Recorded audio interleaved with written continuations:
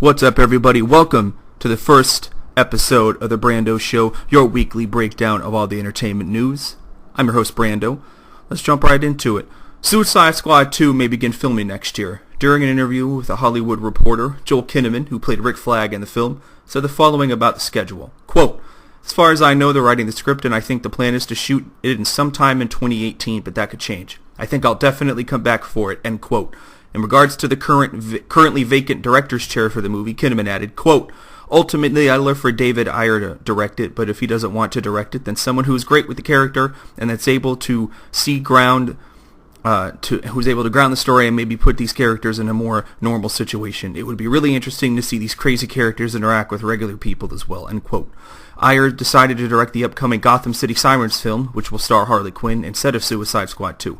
While there's still a chance for him to jump on, it is unlikely, as he is also being courted to direct the Scarface reboot. Now, look, I understand that Suicide Squad was very divisive when it came out. A lot of people didn't like it. A lot of people thought it was shit. I would like to point out it did win an Oscar, but that being said, I'm excited for Suicide Squad 2. It had a different kind of vibe. I think it resonated with audiences because it was just so fucking weird.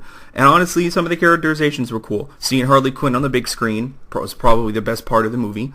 The Joker's rendition was divisive to say the least, but I think we can all agree that having the Suicide Squad at least exist in the DCEU in some form is better than not having it at all, because I don't know about you, but I'm certainly not going to start watching Arrow for my dose of the Suicide Squad. Next, Pirates of the Caribbean, Dead Men Tell No Tales has officially crossed the $500 million mark at the box office. After a strong showing the first week of its release, the following week saw a 74% drop in attendance and tepid critical reception.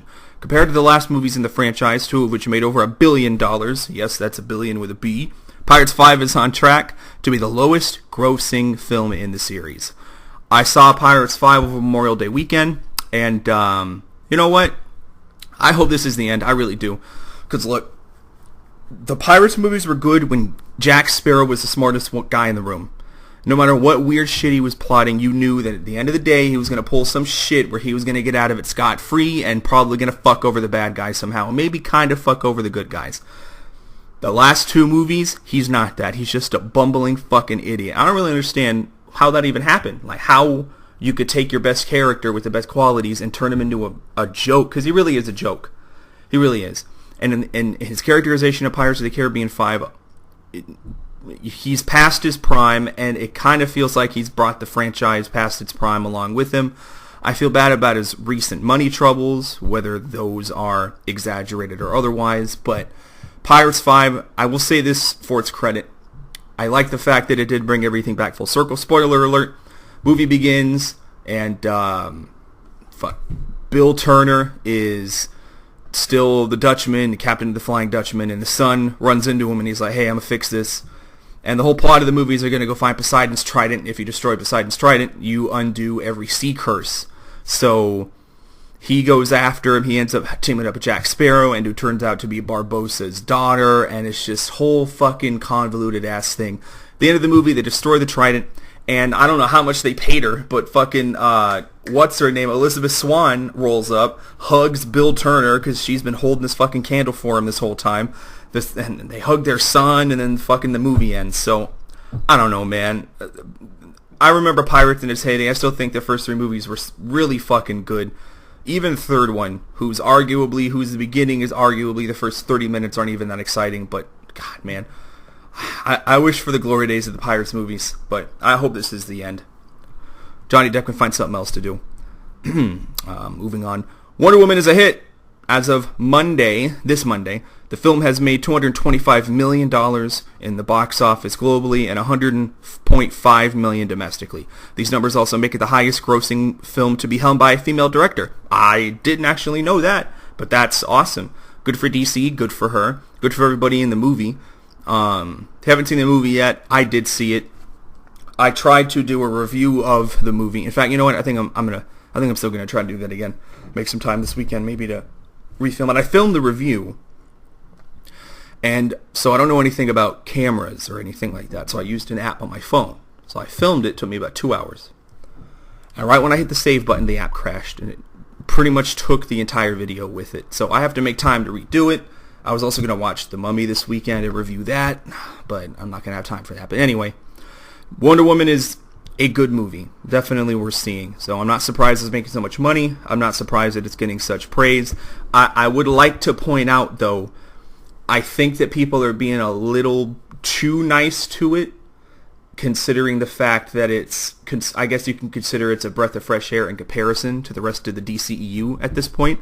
But I think people are propping it up a little harder than it should. So go into the movie, if you go see it, I recommend you go see it, definitely. Save yourself some time. There's no post-credit scene. Definitely go see the movie, but go into it with tempered expectations. It is not the second coming of Christ. It's exactly what you think it'll be. So keep that in mind. Speaking of Wonder Woman 2 is in development according to Zack Snyder, and now we have confirmation of a setting. Patty Jenkins, who may or may not be returning to direct the sequel, said the following in an interview with Entertainment Weekly, quote, "The story will take place in the U.S., which I think is right. She's Wonder Woman. She's got to come to America. It's time." End quote. Wonder Woman is the most critically acclaimed film in the DCEU so far, and though a sequel was guaranteed even before it was released, knowing it goes into development with such a momentum behind it is encouraging. Where Wonder Woman 2 takes place in the timeline is unknown at this time, but it has been confirmed it will take place in modern times. Wonder Woman is in theaters now, like I said, don't go into it thinking it's fucking phenomenal, because it's not that. I would say it's a solid 7 out of 10, and I think that that's reasonable. I really think that is reasonable, considering that most people would label everything that's come out in the DCU so far a solid 4 to 6. I think a 7 is more than fair. Hey, speaking of bad movies, the Ghostbusters reboot, helmed by Paul Feig, I don't know how you pronounce his name, and starring an all-female leading cast, has met with middling reviews and failed to make a profit at the box office. While many things have been pointed at as the cause of the film's failure, Dan Aykroyd seems to believe he found the real problem, the director. In an interview during Sunday Brunch, Aykroyd made the following comments about Feig, I feel so weird, Feig, and his negative impact on the film. This is a long one, so bear with me. Quote, "The girls are great in it. Kate McKinnon, Melissa McCarthy, Kristen Wiig. What a wonderful, wonderful players they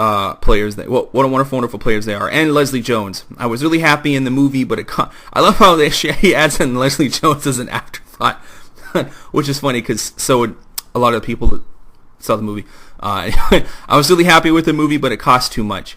And Sony does not like to lose money. It made a lot of money around the world, but just cost too much, making it economically not feasible to do another one. So that's too bad. The director, he spent too much on it. He didn't shoot scenes we suggested to him and several scenes that were going to be needed, and he said, nah, we don't need them. Then we tested the movie, and they needed them, and had to go back. About 30 to 40 million in reshoots. So he will not be back on the Sony lot anytime soon. End quote. These are strong statements indeed, especially considering Feig's track record. His last two films, The Heat and Spy, both starring Melissa McCarthy, were critically lauded and made a decent splash in the box office. Aykroyd, who has usually shied away from saying things like this, is clearly incensed by the way the series he helped put on the map has been treated. Whatever the reason for its disappointing returns, Sony took a big hit with Ghostbusters, and whatever movie they make next with the franchise will be watched very closely. So, okay, I'm going to get into this a little bit more when I read another story, but frankly, I don't blame Paul Feig if he was pretty much blowing off Dan Aykroyd, because the impression that this gives me is that Feig is trying to sit there and direct the movie, and Aykroyd's in the back jerking off one of the Sony executives, telling him what he should and shouldn't be doing. Now, I respect Dan Aykroyd and the work that he's done. He made Ghostbusters. He was one of the key comedy guys in the 80s. I completely acknowledge that. But there comes a point where the old-timers just got to shut the fuck up and let everybody else work. Even if you don't like what's going to happen, you just got to shut the fuck up. If Dan Aykroyd wanted the movie made the way he wanted, he should have, A, gotten the money together to direct it, which he could have done. I'm sure even in some circles he has the clout and ability to do so. Or B, write the script for the movie that you want and find somebody else to direct it. Or C, shut the fuck up. Because this doesn't help anybody. I mean, you don't need to kick a guy while he's down. I'm sure it's going to take Paul Feig a while to get back on his feet and get another movie because of how bad Ghostbusters was. And in his defense, I wouldn't even say the movie was bad because of the direction. That wasn't even the thing about the movie I noticed and I didn't like. It was the writing. It was some of the CG wasn't very good. Maybe that is his fault. I don't know who the CG director was. Maybe it is his fault. But it was the story specifically.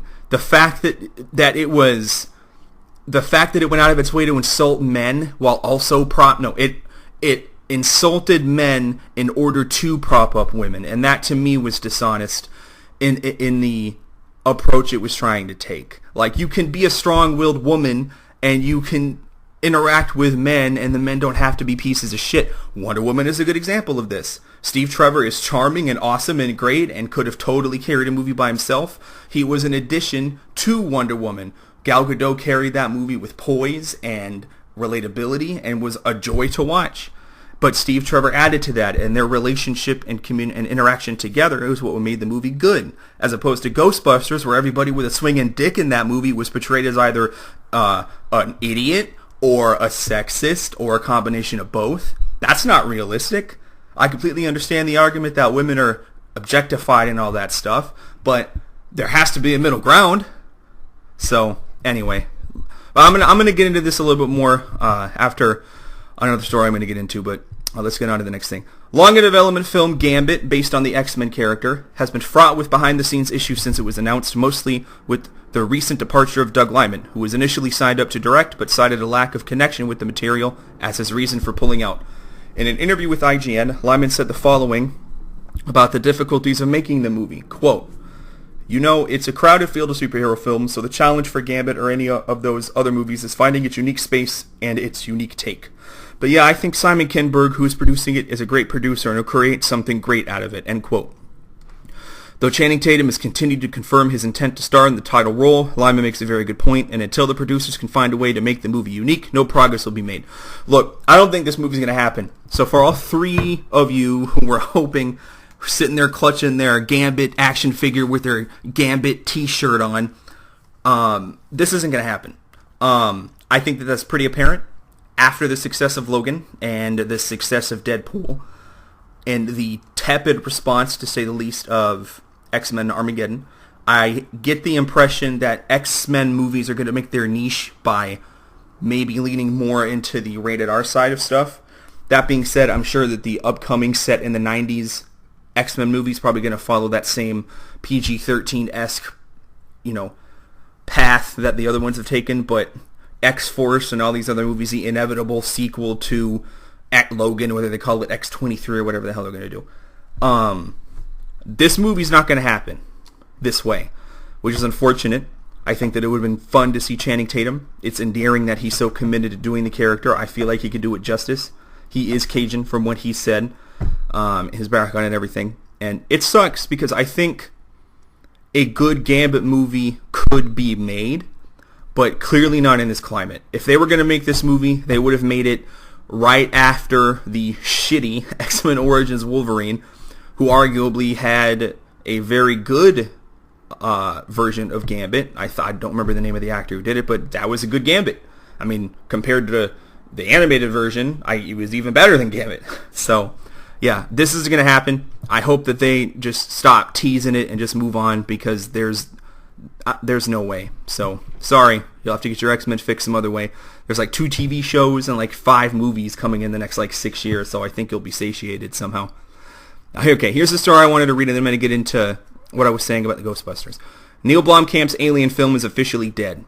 During an interview with The Verge, Blomkamp made the following comments, seeming to hint at the cause of the project's cancellation. Quote, "I think it's totally dead, yes. That would be an accurate assumption at this point. It's sad. I spent a long time working on that, but I feel like it was really pretty awesome. But politically, the way it's gone now and the way that it all is, it's just not going to live." End quote. When asked to clarify, Blomkamp continued, quote, "Yeah, Ridley Scott was one of my idols growing up. He's so talented, and he's made this film that really set me off in a direction. I want to just be as respectful and not to go stamping around in this world that he created. I think that if the circumstances were different and I didn't feel I was getting too close to something that he obviously feels a massive personal connection to, that things may have played out differently, but I did want to be as respectful as possible." End quote. Blomkamp's hesitation makes the situation pretty clear. Scott interfered in the progress of the project, wanting the focus instead to be on his origin story for the Xenomorphs, which continued in Alien Covenant. This is very unfortunate, as all signs from the people involved in Alien 5 seem to indicate it was taking the franchise in an interesting direction. Scott may have gotten his wish, but it may not have been the result he wanted. Alien Covenant is on track to make even less money than Prometheus did. which means Fox may be less inclined to continue the franchise for the time being. So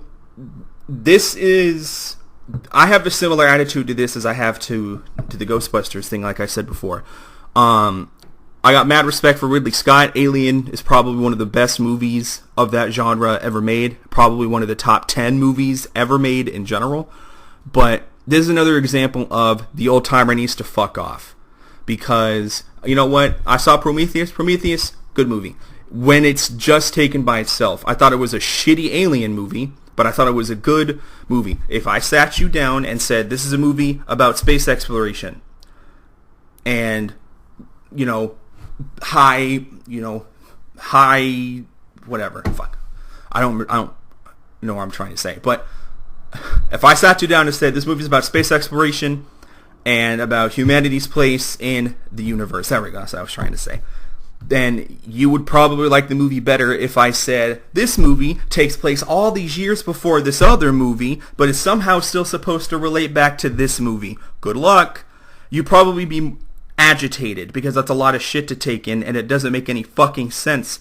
The only relation to Alien is the fact that a fucking alien, which apparently is called a deacon, pops out of the engineer at the end of the movie. That's it. But God forbid fucking Ridley Scott because you know what, look, Neil Blomkamp to me is the Ridley Scott of my generation. Not that he's my age, I think he's like 30 or 40. I'm 26.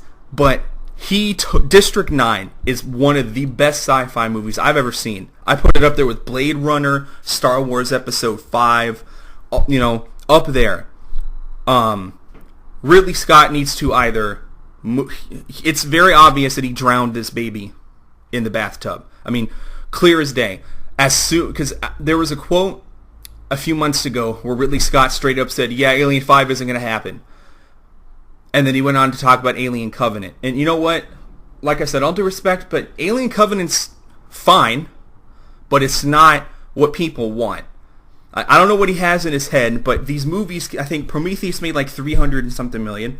Alien Covenant's on track to make around 230, maybe less. I mean, how long is Fox going to let this go until they just decide to tell him, you know what, maybe don't do anymore. And then they put the franchise on ice. And not Susan Sarandon. I keep forgetting people's names. Sorry, guys. I've had a really long week. While the people are alive who can still do these fucking movies, I heard Alien 5 was supposed to be good. Everybody that read the script was like, damn, dude, this is exciting. And Blomkamp's been working on this for he hasn't made another movie in the District 9 universe, I think, because he was trying to do this movie. And you could just reading this quote, it just breaks my heart, because you can tell how bummed out he is, because he really wanted to do it, and I bet he could have done it justice. But you know what? Ridley Scott's been butthurt ever since Aliens came out and people liked it better than Alien. I don't think it's a better movie, but it definitely is where a lot of current sci-fi tropes come from. The first 30 minutes of Aliens is the first 15 minutes of Halo, Mass Effect, all these things that I grew up really liking. So I feel bad for Blomkamp. I hope that Fox gives him the opportunity to do this and take it and run with it. But ever since Aliens came out, Ridley Scott has been really booty tickled about the franchise. No, not Aliens. Alien 3. When Alien 3 came out and they killed Newt and they killed the other guy, Ridley Scott's been fucking angry ever since. And in his defense, Alien 3 and Alien... who gives a shit? Alien... What the fuck is it called? I forget. The fourth Alien movie sucked. AVP and AVP 2 were even worse. At least Prometheus was watchable. And so is Alien Covenant. But it's just... It's really unfortunate, and whatever, Ridley Scott needs to get off his high horse, and just like with the Ghostbusters thing, these old guys need to step aside and let the young generation take over. You don't build something and clutch onto it until you die. You build something so other people can let it fly, and I don't understand why this is such a difficult concept. I mean, it's not like they have to earn their stripes. Ridley Scott has made it. He doesn't, no one's sitting there, his legacy isn't going to be succeed or fail based on the box office figures of the next Alien movie.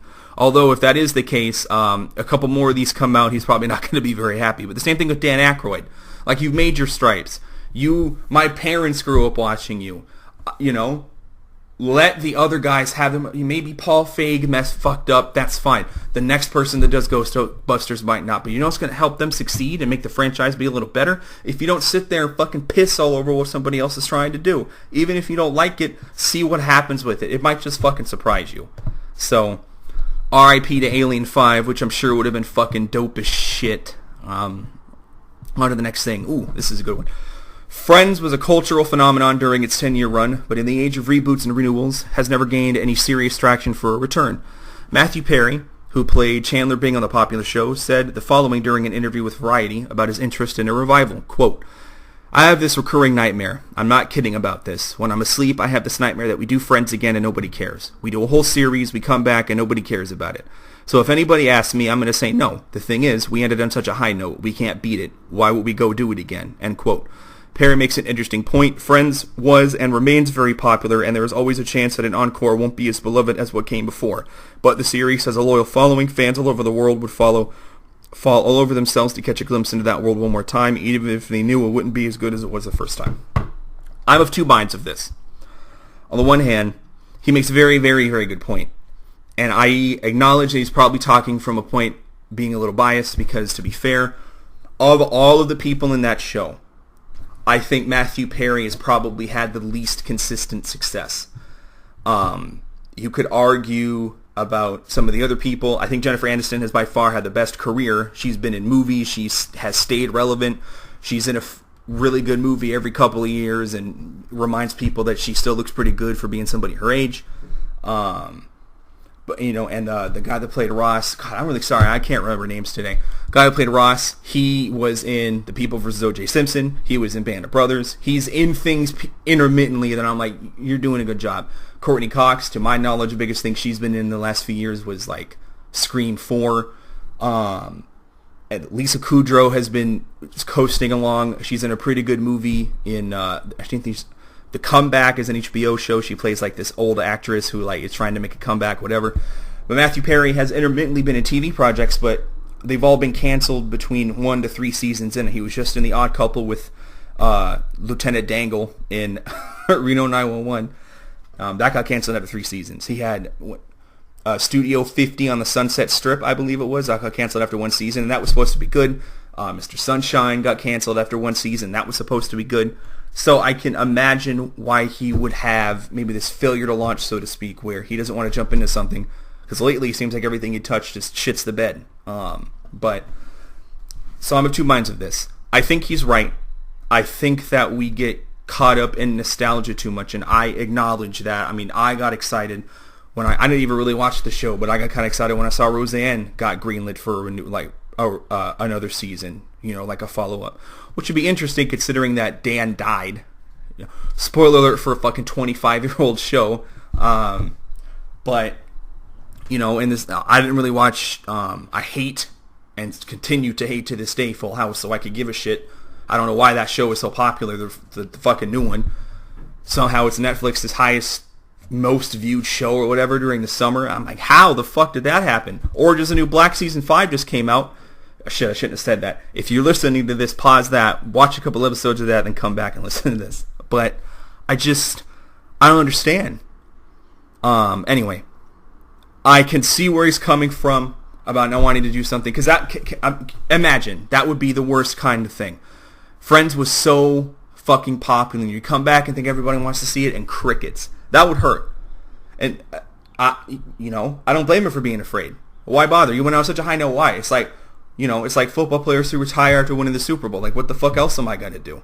It's the thing with actors who win Academy Awards. You see them hit the peak of their career, and for whatever reason after that, they're in dumbass, lame-ass movies. And you're like, what happened?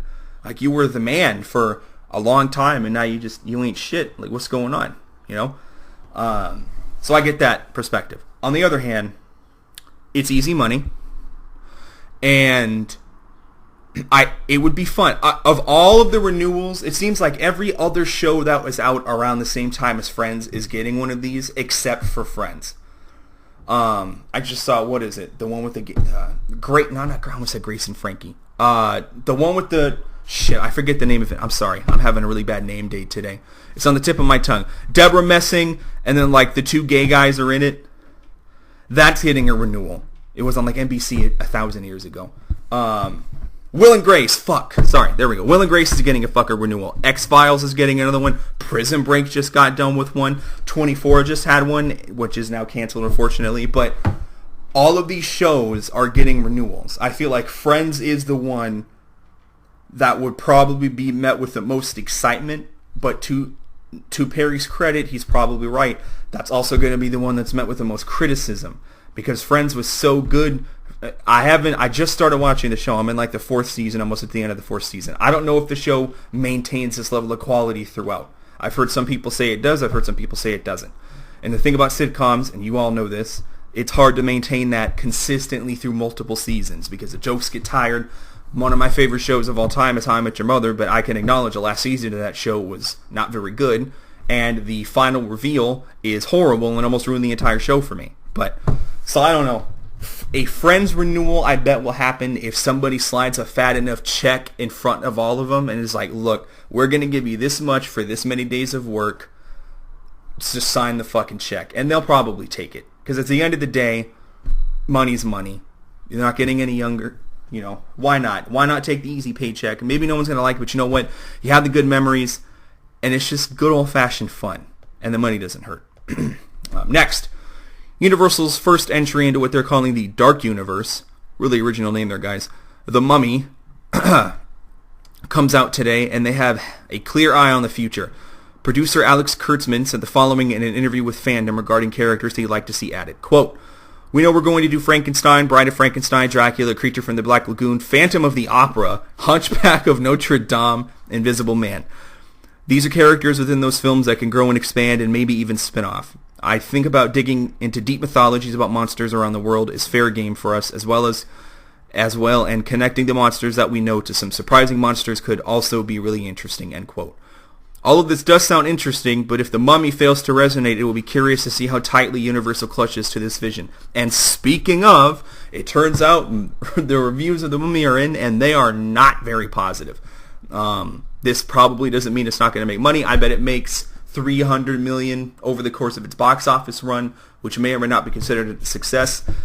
The common theme here lately seems, for these kinds of movies, seems to be it's more being made for foreign audiences. The Chinese are fucking eating these movies up, which you can tie into. The bigger the Chinese financial investment, the sharper the decline in the movie franchises. I loved the Transformers movies until Age of Extinction. That movie sucked. That movie also happens to have a substantial amount of Chinese investments.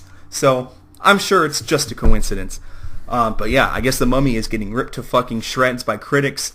They're saying The Mummy itself is not very visually interesting outside of her initial reveal. They're saying that Tom Cruise, though he commits just like he does to everything else, he just seems out of place in what the movie is supposed to be about, and it's just uninspiring, which is the impression I got in the trailers that I saw, all 3 or 4 of them, which gave too much away, the plot away. I don't know, man. Universal seems fucking dug in. They already announced that Danny Elfman's doing the Dark Universe theme that's going to be spread across all of the different movies. They confirmed like Javier Bardem and Johnny Depp and Charlize Theron. Like all of these people are in these movies, but The Mummy doesn't seem to be doing very well. So I'm not sure if they're going to do what DC did and like the first couple movies get shit on, so they pump the brakes and start changing shit around. But I don't know. This is going to be very interesting to watch. I like the idea of cinematic universes. I like the idea of everything being connected that way. I think it's very interesting, and I will always credit Marvel for making that idea popular. Before everybody freaks out, I'm well aware of the fact that they're not the first company to do it, but they are the first company to do it so successfully and so well and so consistently over the course of multiple years. So I think I was in high school. I was in 10th grade when Iron Man came out. I'm now 26 years old, so you could probably do the math yourself, hopefully, because I fucking won't and I can't. So we'll see. If you haven't seen The Mummy, go see it. Tell me in the comments what you think about it. I had planned to go see it this weekend, like I said, but some things came up, so I'll probably see it next weekend. But That's too bad, man. It makes me yearn for the Brendan Fraser movies. Those were two really good movies, and I know what you're gonna say. But Brando, there were 3 Mummy movies. No, there weren't. There were just the 2. And I would argue there should even just be 1. But they added the Scorpion King, and brings a tear to my eye to see how far The Rock has come since then. Between that and the Tooth Fairy, man, he really came into his own. Anyway. Well, speaking of Dark Universe, apparently DC is considering suing Universal over the name of the Dark Universe, saying that we were going to make a movie called Dark Universe, and it's set the dark side of the DC Universe. That movie's not going to fucking happen. That's another movie Doug Liman was attached to, is the DC Dark, or whatever the hell it was. Get the fuck out of here. That's not coming out. That'll come out right after Gambit, but I bet it still comes out before Avatar 2 through 5, however fucking many of them he has in the docket now. Anyway, Mark Gatiss, who has been a part of Doctor Who for years, writing a number of popular episodes and appearing in a few as well. Once Season 10 concludes, the current Doctor, Peter Capaldi, and longtime showrunner Stephen Moffat will both depart the series, leaving Mark Gatiss at a crossroads. In an interview with Den of Geek, Gatiss explained the situation. Quote, "I have no idea if it's my last one, but if it were, I'd be very happy to have worked on the show, which I've loved for so long, and to have written for 4 Doctors over 12 years. It's been amazing. It's still a privilege and still a pinch me kind of thing. It's remarkable. I never thought it would come back, and I tried to keep a torch alight, but I really didn't think so. It's still amazing to me that it's come back the way it has and been so wonderfully successful, so if this is the end, then I'll be perfectly content," end quote. Doctor Who has been on the wane lately, but a complete cancellation of the series is very unlikely. That being said, Gatiss seems prepared to accept whatever fate awaits himself and the series. Season 10 is ongoing and will conclude with the Christmas episode this year. Look, full disclosure, I don't like Doctor Who very much. It's not really my thing. I completely understand I find the mythos behind it more interesting to me than watching the actual shows. It's a little too British for my taste. It's a little bit too out there for me. A little too hardcore nerd shit. But mad props for the people who like it. No disrespect or anything like that. I think the idea of a constantly regenerating space madman who walks the line between good and evil, but always ends up doing the right thing usually at the end of the day, but is also 1 or 2 of the last remaining of his kind, is very interesting. That's a lot of compelling narrative stuff, and it's not a surprise the show's been around for as long as it has, but surprisingly Season 10 does not seem to be resonating with anybody. I don't know if that's Peter Capaldi's fault or the writing, or if it's just stale now, but I doubt they're going to... this seems to be the boom bust with the Doctor Who thing. Depending on who the Doctor is, they have a couple seasons where, oh shit, it's exciting, that initial hype off of who they pick as the Doctor, and then the first season kind of rides that coattail, the second season's kind of okay, whatever, and then by the third season, if they haven't caught on, they usually just kind of coast until they decide to stop cashing that check. So, we'll see what happens. Doctor Who fans, I wouldn't worry. I think Doctor Who will be around for a lot longer than I'll be alive, probably. So, last news story here that I'm going to get over. One more thing. Cowboy Bebop is getting a live-action adaptation for television. Per Variety, it is being developed by Tomorrow Studios and written by Christopher Yost, whose most recent work is Thor: The Dark World. So I guess depending on your perspective of Thor: The Dark World, that's a good thing or a very, very bad thing. I'm somewhere in the middle, frankly. No release date has been announced, and no TV network has picked up the series. Cowboy Bebop remains one of the most important and most beloved anime series of all time, and any attempt to make or expand on what is already out there is going to be met with incredible scrutiny. Here's hoping they can put a spin on it that is successful. I have never seen Cowboy Bebop, but I have read about it. I know people that enjoy it very much. This is not a very good idea. I think there's some things that you just don't fuck with. I think that Akira is one of those things. I think that I would argue Blade Runner isn't one of those things, but I got hype as fuck the 3 times I saw the Blade Runner 2049 trailer, so I guess I can't really throw stones. But I will put Cowboy Bebop up there with another thing you shouldn't fuck with because of how seminal it is. I can see how Firefly got some of its inspiration from that show, whether or not people would admit it. Just the things that I've seen and heard about the show, it sounds very, very interesting. And I'm surprised that this is the route they're going, especially considering how poorly, unfairly so, I might add, the Ghost in the Shell movie, live action movie, got fucking butchered for no reason. If you haven't seen Ghost in the Shell, by the way, go see the movie. It's a good movie. Like, it has its issues here and there, but it's a much, much better movie than I thought. And for all the SJWs out there who got offended that the main character is a white woman and it's set in Japan, watch the fucking movie because they explain that. Let me do you a favor. The woman, the Major has the brain of a Japanese girl in her head. They built her shell that way on purpose. My apologies, my phone was not on silent. So she is an Asian woman, but she gets put into a shell that isn't. So fuck you. I hate when people do that shit. Oh, well, she's not the right colors, though I'm not going to watch the movie. Fine, then you're missing out on a pretty solid fucking movie. So, last thing I'm going to go over here is just the box office results as of Monday. So that's what the last weekend's box office take-homes were. So, there are 10 of them. They're in order. Number 1, Wonder Woman with $100.5 million. So, pretty good haul, I'd say. Surprisingly, number 2, Captain Underpants at $23.5 million. I guess that movie is reviewing very well. Critics seem to really enjoy it. I have a feeling it's going to go the same direction as Mr. Peabody. I don't know if you guys remember that Mr. Peabody movie came out like 4 years ago. It was very critically acclaimed, but like 7 people watched it. So, obviously it's not going to get a sequel. When you say that, and then I keep seeing fucking trailers for the Nut Job 2, I keep thinking they're like a joke, like they're gag gifts, because there's no fucking way that the Nut Job gets a sequel. But Monsters vs. Aliens doesn't. DreamWorks, what the fuck? Anyway, sorry, that's an old wound. Number 3, Pirates 5, $21.6 million. Despite the critics not really liking the movie that much, it seems like audiences are not deterred, and any chance to see Johnny Depp's drunk ass walk across a beach, they're going to jump all over it. Guardians of the Galaxy 2, $9.7 million. Staying strong. I think the movie's been out for like a month and a half, and it's number 4. That's pretty impressive. Very good movie. Recommend you go see it. Number 5 is Baywatch, $8.5 million. That movie is getting eviscerated.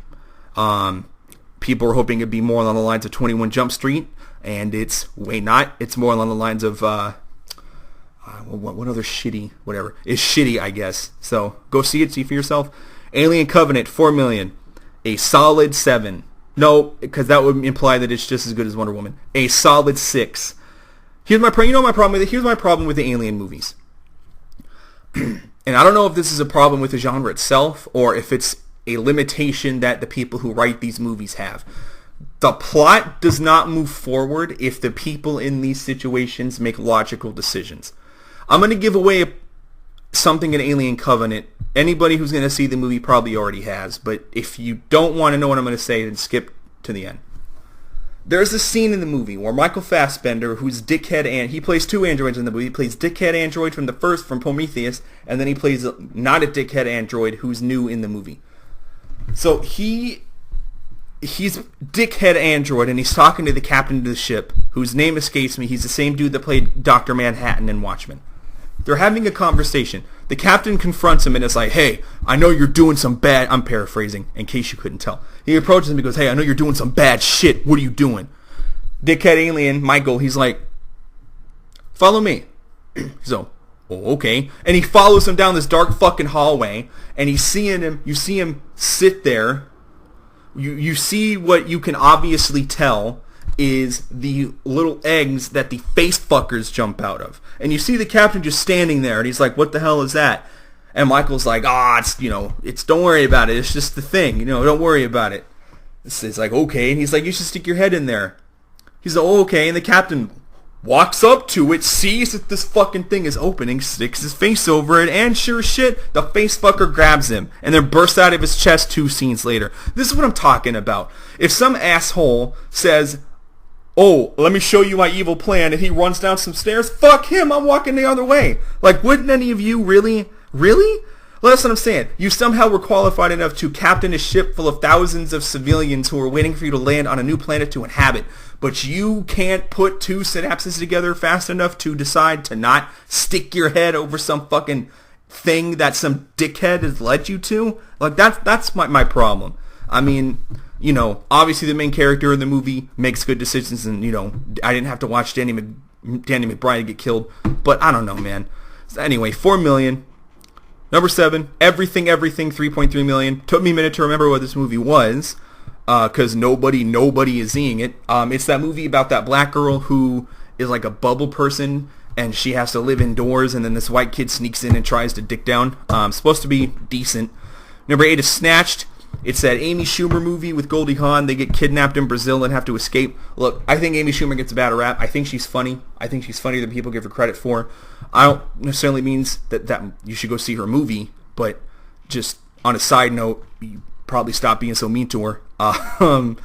Number 9, Diary of a Wimpy Kid, 1.2 million. So apparently this is a sequel / reboot to the franchise, but apparently this is also the end of the franchise, because of the 1.2 million take home in your first weekend, you are completely fucked. Number 10 is King Arthur, 1.1 million. And the first official box office bomb of the summer, which is too bad because the movie was fine. I would also say it's a solid 6 out of 10, frankly. It's definitely worth watching. Guy Ritchie has a particular flair for filmmaking that I certainly enjoy.